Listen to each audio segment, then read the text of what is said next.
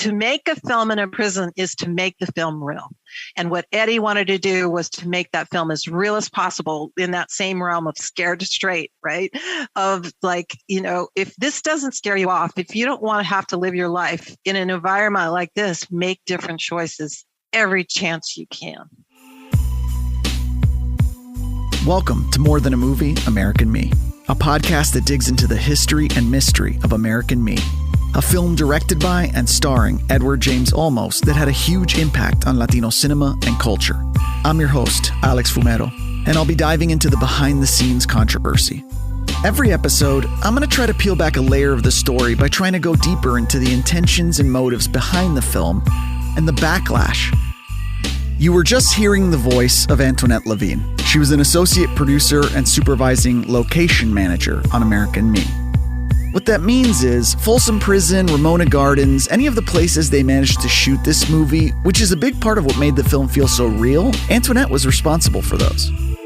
She's retired now. In fact, she lives on a remote island, so we had to interview her via Zoom, which is maybe why the audio sounds a little funky. But she worked on some location-heavy movies, including The Addams Family, The Rookie, and Under Siege. So, needless to say, she knows what she's talking about. A location manager, she says, is reached out to by a producer or a film company. But what you're doing, what your job is you first are sent a script. Let's just say I've reached that level of location management. Let's just weave American Me in there for a minute. So I'd done a number of projects with Clint Eastwood's producer, David Valdez. And Eddie Olmos actually reached out to David. I didn't know this up front, but Sean, I forgot Sean's last name for a minute there, but I got a reach out from the American Me production to please come have a meeting with Eddie Olmos because David Valdez had recommended you. And so in essence, I was good at reading the script and getting a vision already. And once you've done that, you're already starting to you read that script before you even go in for your meeting. And for me, it became important for me to be interviewing who I was sitting across from as much as they were interviewing me. Once you're sitting in there and you're pitching your thoughts about the film, if you're brought on board, you start working with the production designer. The person who makes the locations look a certain way. Shoulder to shoulder with the director in terms of the vision of the film. The director, who in this case was Edward James Olmos, who was very, very actively involved in the whole process of creation. And now we've all made movies. The only difference between this movie and other movies is that we're stuck in between a war zone. We're right in the cusp of like three different groups of kids. And what Anna's afraid of, and rightfully so, is that there are so many as of kids here, that she's afraid that it's going to cause a confrontation. So she's dealing with a director with a very specific vision for locations that have a lot of pretty dangerous complications to them. And as a location manager, you're actually doing a little pitching because you are also responsible for what's going on behind camera. Do you have a place to bring 100 people? Is the neighborhood or the vicinity going to let you in? Can you get a film permit in this location? And it goes on and on and on. And in that way, let's use even American Me as an example of what do you do as a location manager. First of all, you've got to get the state of California to say yes. And secondly, because I became very good at it, I became really good at getting people that really in the real world should say no, like absolutely not, to say yes, including Secret Service, Including in the 1990s in LA, which was, as we've discussed, a really violent time. When we flash back to the time period that the film takes place in, right, to bring it back to American Me. The 90s. The 90s is when you shot, right, and it was put out, a time where there were, riots in LA. Right, 91, we were shooting the 92 riots, yep. You location managed Falling Down, which is, to me, one of the most underrated films. This is a gangland thing, isn't it? We're having a territorial dispute. I mean, I've wandered into your pissing ground or whatever the damn thing is, and you've taken offense with my presence, and I can understand that. I love that movie. I've watched it I don't know how many times. And that, from what I understand, were you producing that? Were you working on that movie during the riots? Yes, we were working during the riots. And that's I think that's a great example. So I was down there looking for locations for Falling Down at the time when I got the call, and it essentially was told to really just hurry up and kind of get out of there, if you will.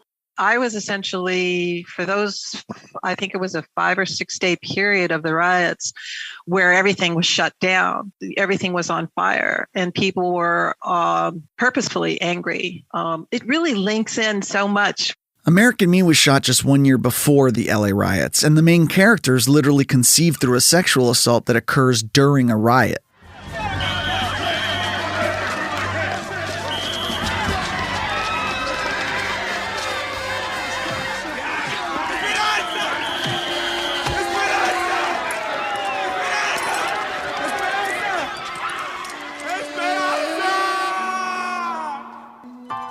The scene ends with Santana's adopted father, played by Sal Lopez, screaming out his girlfriend's name, Esperanza. Hope. Coming up, Antoinette tells me about getting the famous actor's trust and the warnings that she and the rest of the crew heard before they signed on to the movie. Here's another warning from me, though. It's commercial time.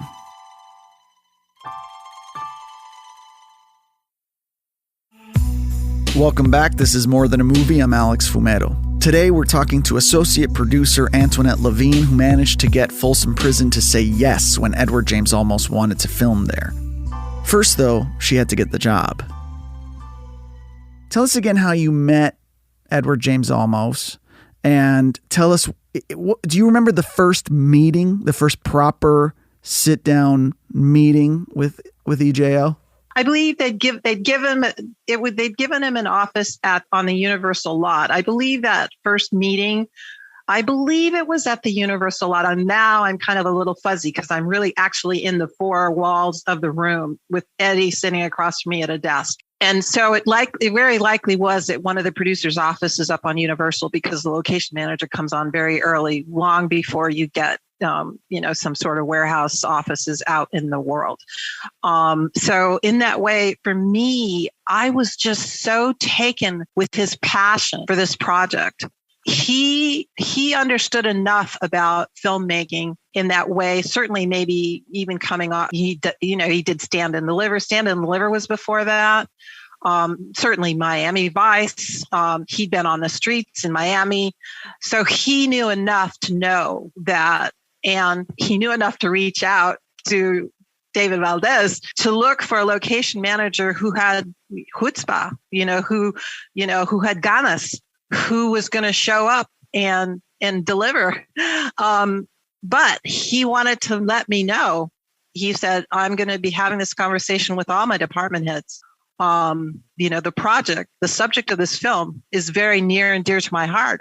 I want to have this film made so I can take it around these United States of America and speak to young people.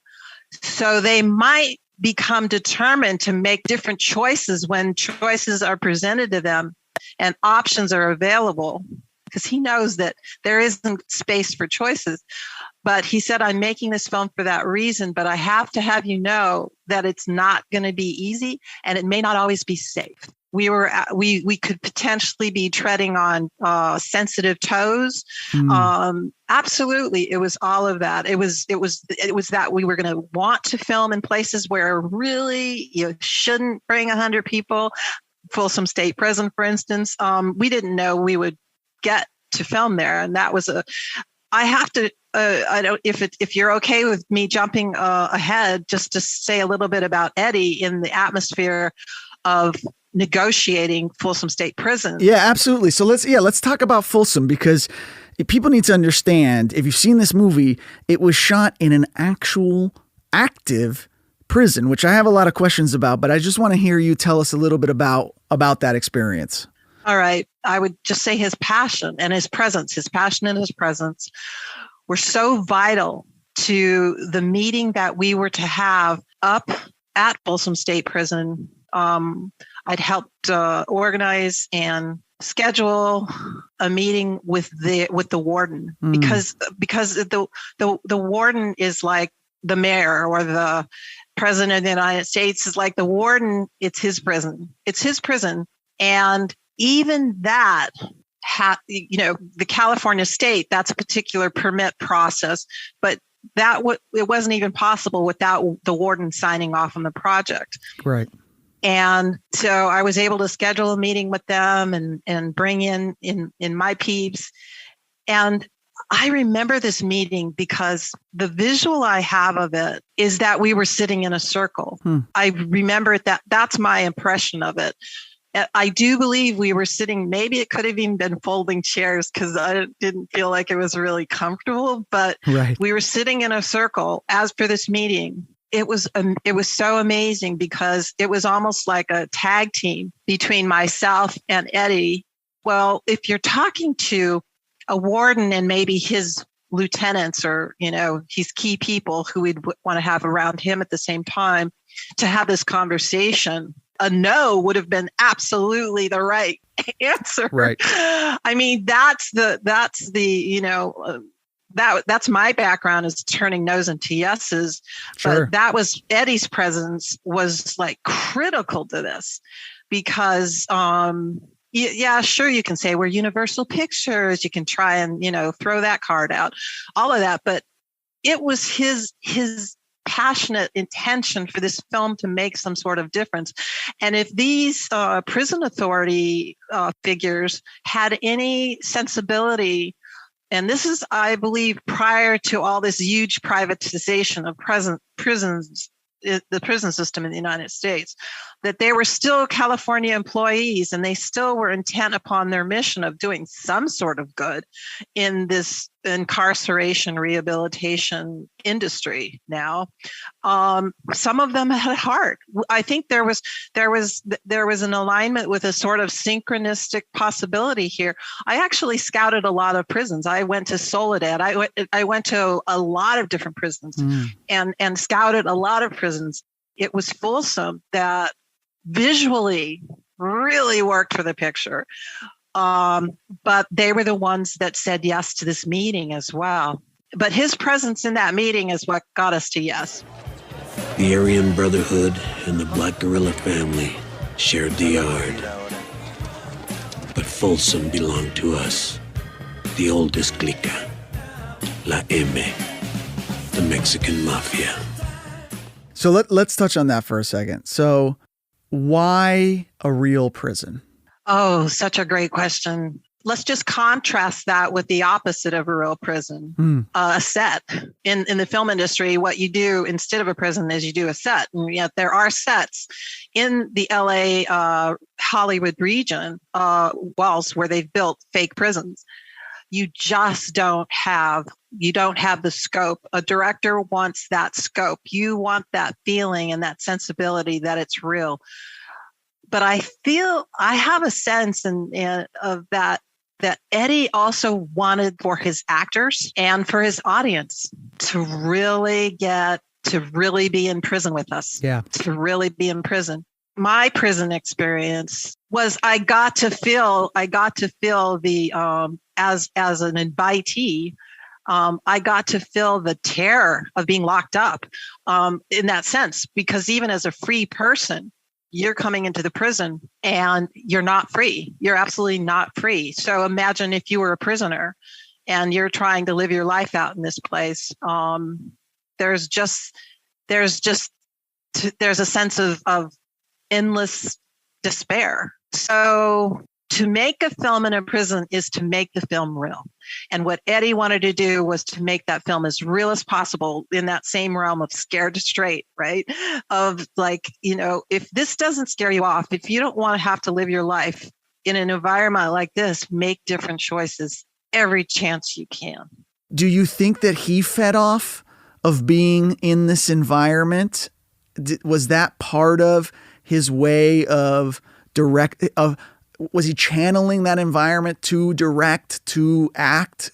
Were you able to sort of see that as it was happening? I would say yes, because he's actually the adamant actor when he's in front of camera.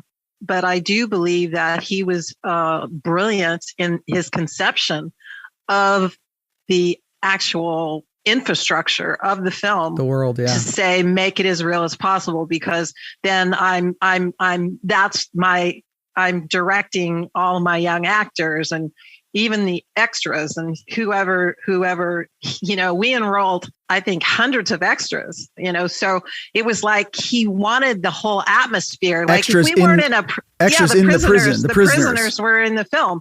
Yeah. So there's a piece of that too. Like a part of that whole circle meeting with the warden. What about the gangs though? Because this is another thing that, like we talked to the Dannys, right? We talked to Danny Villarreal and Danny de la Paz, Little Puppet and Puppet. And one of the things that they said was, and this is without getting in too much into the controversy surrounding the film, that like you don't make a movie like this in prison unless you have the okay of the bosses in the gangs, right? That they're just not going to allow.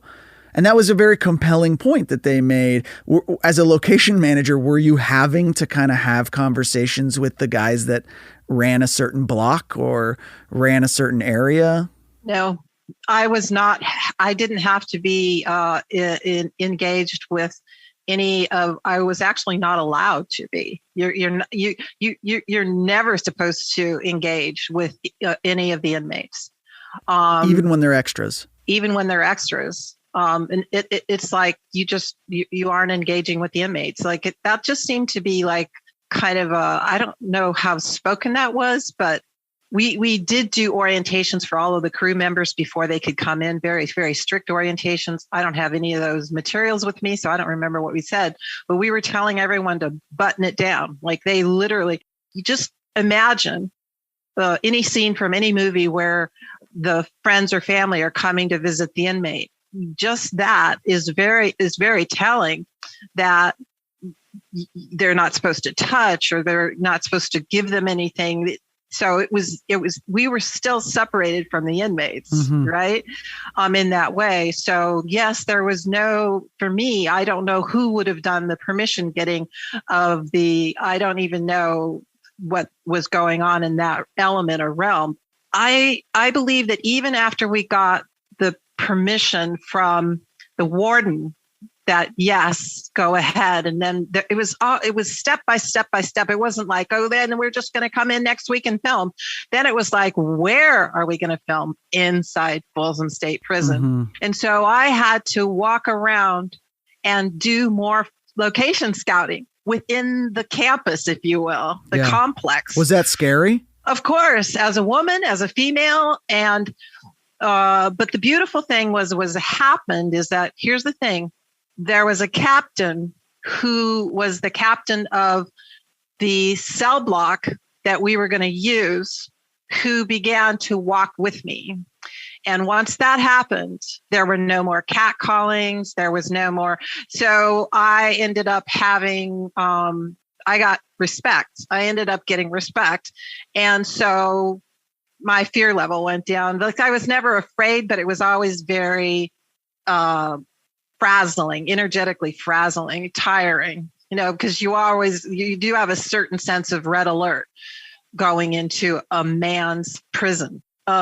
He was in charge. He was the one who was able to make all of the yes, no decisions as we moved forward internally in the prison. And so I was shoulder to shoulder with him a lot, because in filmmaking, there's this constant asking for, you're always asking for something more, or you're asking for something different, or can we, that sort of, there's always changes.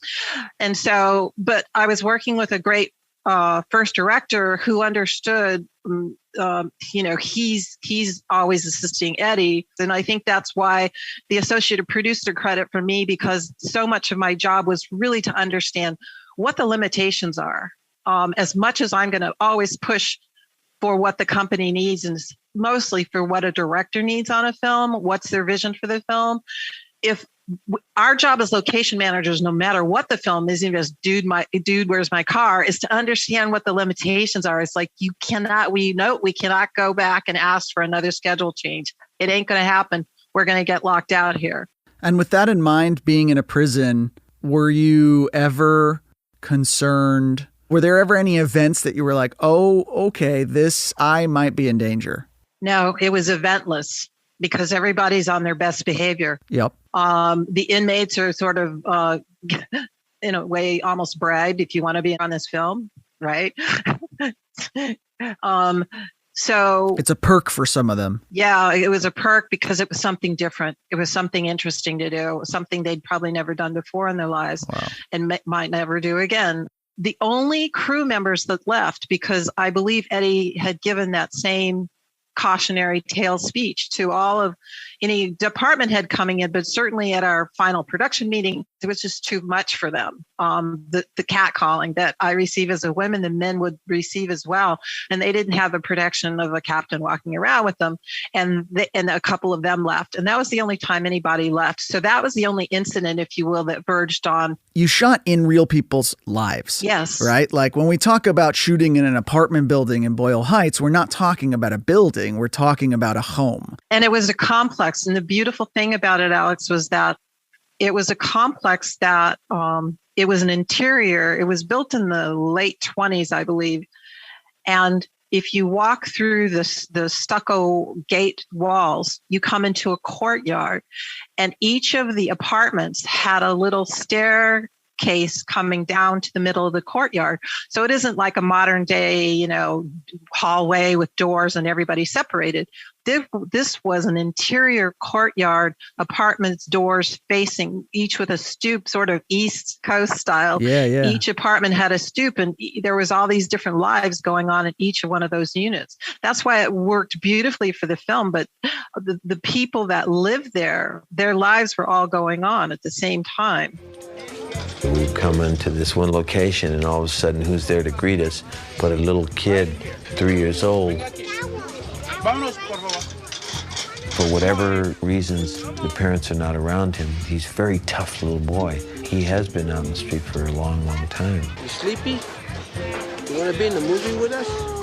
You want to be in the movie with us? See what they're doing here? It makes you sensitive towards the fact that environment is everything. You can see it. If this child was getting exposed to a person even reading a book, he would accept it. Don't laugh, okay?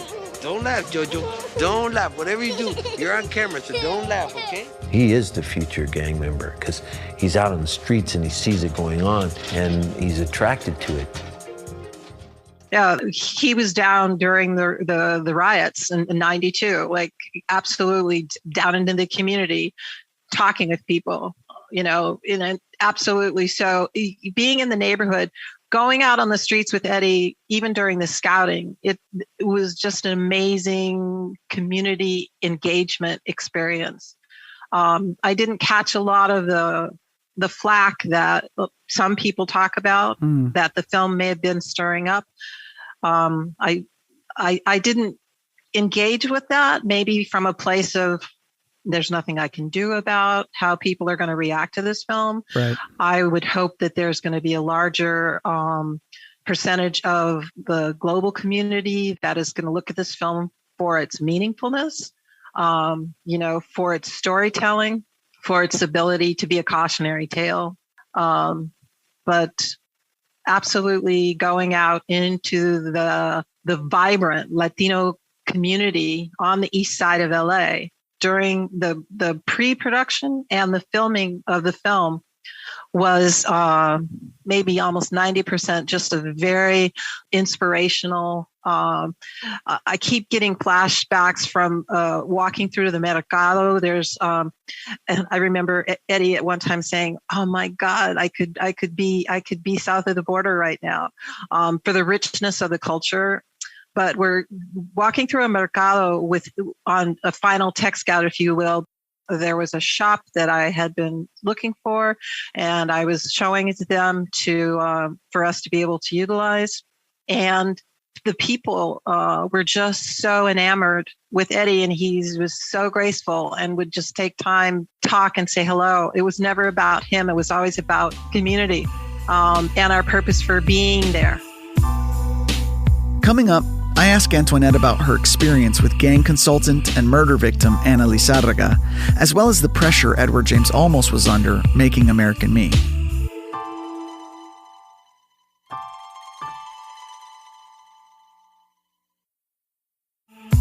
Welcome back to More Than a Movie. I'm Alex Fumero. We're talking to Antoinette Levine, the movie's location manager. The movie was able to shoot in Boyle Heights thanks to the work of a gang interventionist and consultant named Ana Lizárraga, who was ultimately murdered just weeks after the film's release. My experience of Ana was that she was a key component to our community relations in the way that she helped mentor our Hollywood union selves, our crew members, and in that way of proper behavior when they're going and bringing their selves and their professional livelihoods into neighborhoods that are claimed by gangs that we're really in somebody else's neighborhood and we're the visitors.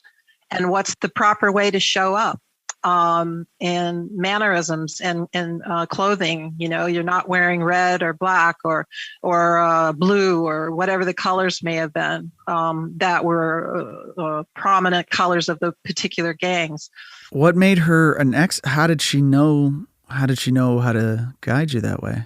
Because she worked in youth gang services. She was a community I didn't know a lot of this about her before I worked with her, because she was almost like another crew member or almost consultant. And I was so deeply engaged with my responsibilities on the project. So I learned more of it later, reading more about her background. But she was a beloved in the youth gang services offices or in area as a mentor and a guide, sort of like an abuela, if you will, certainly a tia. And she was very important to the community. And that's all I'm going to say. I'm just going to honor her life with that. Edward James Olmos must have been under an inordinate amount of pressure, whether he would ever even admit that or not, to be a Chicano filmmaker at this time, making a movie about essentially his people, albeit a sector of his people that he hoped would be different, with an activist purpose and a studio behind him who was sort of behind him, but not super present. And at the same time, trying to commit himself to this incredibly realistic representation of his hood, and his the heritage of these places that have been marginalized, right? Like he is juggling chainsaws here, right? Yes. And Alex, this was the 90s. How many years ago was this? A billion. Today it would only be a slight difference. For me, the question of how much. There's still a missing of presence, and there's still a missing of presence. The Hollywood wants to 4%. Yeah, we represent 4% acting wise 4%. Almost 20% of the population, 4% on TV. So before we wrap things up, I really just wanted to ask you, of all the scenes in the film, which one is your favorite and why? It might have been where Eddie's character, Santana, was speaking with his, I believe, it was the little boy. He was speaking with the little boy, who I think was his little brother, outside during, I think there was a party or a wedding. It was the scene with the adult male and the young, youthful male. And that it was tender. It was a tender moment. Check it out. The letters you wrote me from the time I was a little vato. I used to read them to my homeboys. They listened too. Said it was like poetry the way you wrote them. To me, it's like a metaphor and a symbol of the whole film and the importance of the film. And also, there was a naivete it felt on the part of the adult. That is also a delicate and tender piece, a certain naivete. On our next episode, we speak with Danny Haro, who fielded phone calls from and was even followed by the Mexican Mafia for his role as Edward James Olmos' right-hand man on American Me. More Than a Movie American Me is a production of Exile Content Studios in partnership with iHeart's My Cultura podcast network and Trojan Horse Media. The show is produced by me, Alex Fumero, at Angry Yuka on the internets, and our senior producer is Nigel Dwara. Our executive producers are Rose Reed, Nando Vila, and Kareem Tapsh. Production assistance from Sabine Jansen and Stella Emmett. Mixing and sound design by Eduardo Albornoz. Our executive producers at iHeart are Giselle Bances and Arlene Santana.